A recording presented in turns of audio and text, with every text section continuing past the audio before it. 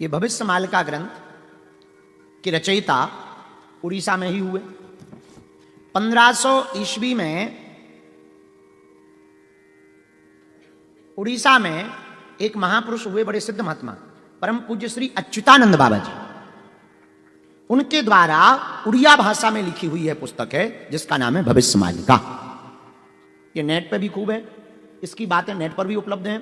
भास्कर जैसे प्रतिष्ठित पत्र समूह ने इसको छापा है और बहुत लोगों ने इसके बारे में बात की।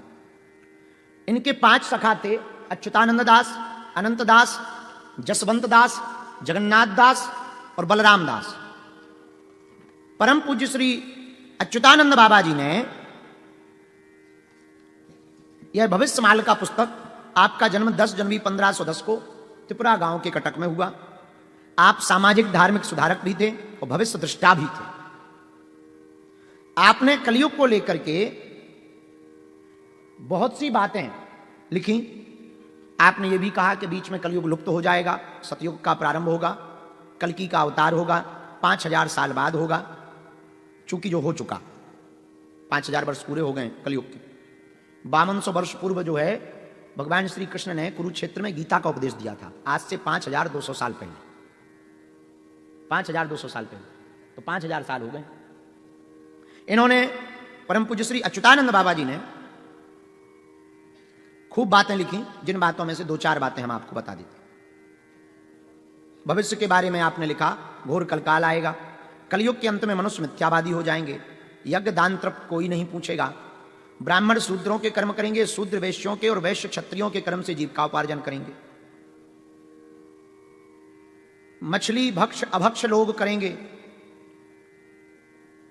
राजा चोर होगा, प्रजा का शोषण करेगा, छल करने वाले शासन करेंगे, पापी और असत्यवादी लोग धर्मात्मा कहे जाएंगे, मनुष्य नाटे कद का होगा, ठिनगा, मनुष्य नाटे कद का होगा, शारीरिक शक्ति कम होगी। ये दोनों बातें सही है। शारीरिक शक्ति घट गई है। अब आजकल जो सब काम कर रही, तो या तो जेसीबी कर रही है, बुलडोजर, मशीनें कर रही। अत्यधिक मनुष्य काम वासना में संलग्न होंगे।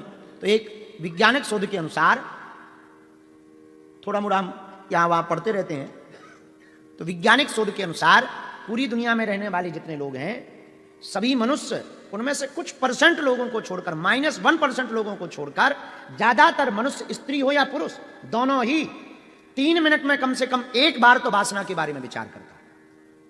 इतना भोगवादी हो गया है मनुष्य। तो ये बात भी आपकी सही है। स्त्रियां और पुरुष दोनों के धर्म घट जाएंगे। स्त्रियां वेश्यावृत्ति से जीवन यापन करेंगी। गाय बहुत कम दूध देगी, उस दूध में मिठास नहीं होगा। अन्न और फल तो होंगे, पर इनमें रस नहीं होगा। बात सही है।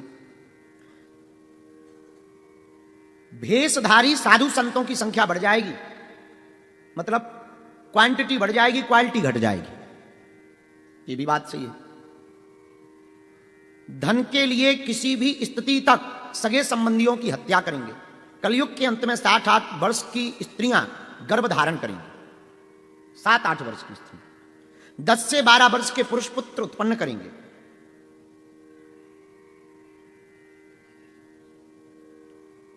मनुष्य की औसत आयु 25 से 30 वर्ष रह जाएगी।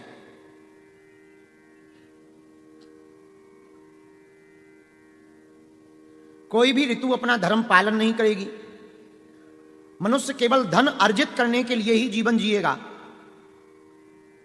इस प्रकार की भविष्यवाणियां इसमें कही गई हैं भविष्यमालिका में। और अंत में कहा 5000 वर्ष बीत जाने के बाद कल्कि का अवतार होगा।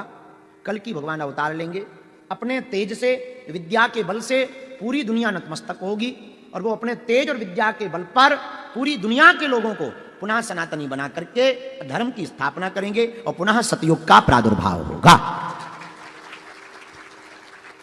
अब मीरा मिश्रा, हम बाकी बातों से सहमत हैं, इससे पुस्तिका से, और संतों के प्रति हमारा बड़ा आदर है। परम पूज्य श्री अच्युतानंद जी महाराज जी के प्रति हमारा बड़ा आदर है। उनके पंच सखा जो भय हैं, उन पंच सखा के प्रति भी हमारा बहुत आदर है।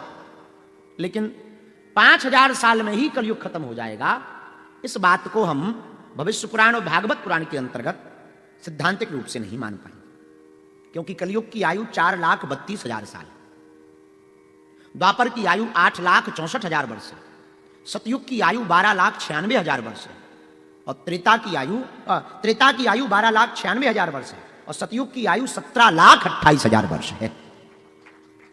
तो बाकी जो भविष्यवाणियां की गई बहुत सही की गई, और ऐसा होगा, पर कल की भगवान का अवतार तो कली के अंत में ही होगा। हां, भगवान अभी वर्तमान में धर्म को बैलेंस करने के लिए, प्रकृति को बैलेंस करने के लिए, सनातन के प्रति हो रहे कुभाव और कुमर्यादाओं के कारण जो आस्था घट रही है, उस आस्था को बनाए रखने के लिए भगवान का कोई चेतना या भगवान का अंश अवतार ले सकता है, पर कल की अवतार तो कलयुग के ही अंत में होगा। बाकी भविष्य मालिका के प्रति हमारी श्रद्धा बहुत है, अच्युतानंद बाबा के प्रति हमारी श्रद्धा बहुत है, पर हमने जो पढ़ा, हमने चूंकि कहा था कि हम जब तक पढ़ नहीं लेंगे तब तक अपने विचार नहीं रखेंगे, तो हमने जो पढ़ा उस आधार पर ये बहुत सही है, इसमें कोई संदेह नहीं। पर जरूरी नहीं सब बातों से ही सहमत हुआ जा सके। कई लोग हमारी सब बातों से सहमत थोड़ी है, कुछ लोग हमारे चमत्कारों से सहमत नहीं है, पर कथा से और तर्कवादी विचारधारा से सहमत। कुछ लोग हमारी कथा से और तर्क से सहमत नहीं है, पर भूत भगाने से सहमत। कुछ लोग इससे सहमत नहीं है तो आयु से सहमत है, बोले भाई चलो 28 साल को लड़का है, बढ़िया है,